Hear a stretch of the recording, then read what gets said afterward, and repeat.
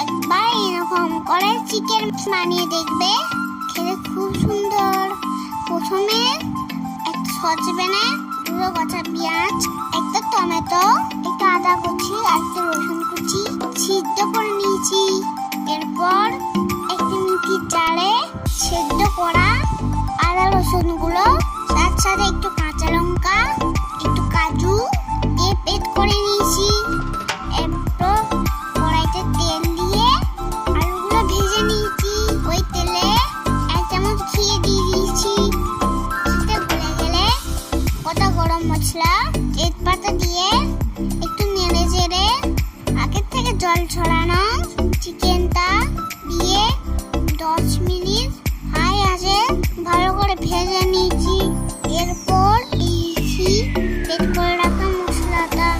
ভালো করে কষাতে থাকো যতক্ষণ না তেল ছেড়ে আছে।